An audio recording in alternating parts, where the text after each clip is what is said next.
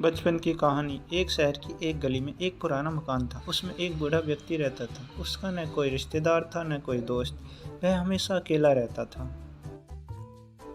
पुराने मकान के ठीक सामने एक छोटा सा घर था। उस घर में एक छोटा बच्चा रोहित अपने माता पिता के साथ रहता था।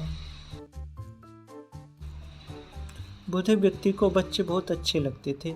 वह जब भी बच्चे को देखता था प्यार से हाथ हिलाता था। छोटा बच्चा भी अपनी खिड़की में खड़े होकर जवाब में उसकी ओर देखकर हाथ हिलाता था। धीरे धीरे दोनों की दोस्ती हो गई।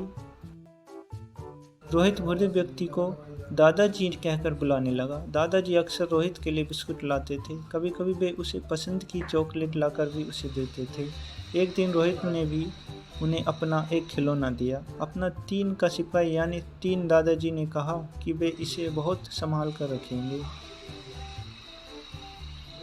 कुछ दिनों के बाद रोहित ने देखा कि दादाजी कहीं भी दिखाई नहीं दे रहे हैं। उनके मकान को तोड़ दिया गया है और वहाँ पर एक बेहद बंगला बनाया गया। रोहित के पिता ने उस बंगले को खरीद लिया। रोहित और उसके माता पिता बंगले में रहने लगे। धीरे धीरे रोहित बड़ा होने लगा और बचपन के उन दादाजी को भूलने लगा। जब वह बड़ा हुआ और उसकी शादी हो गई तब उसकी पत्नी भी वहीं रहने आई। एक दिन वह अपनी पत्नी के साथ बंगले के बगीचे में हाथ से एक गड्ढा खोद रहा था। वहाँ वह एक बीज बोना चाहता था। तभी उसकी उंगली में कुछ चुभा।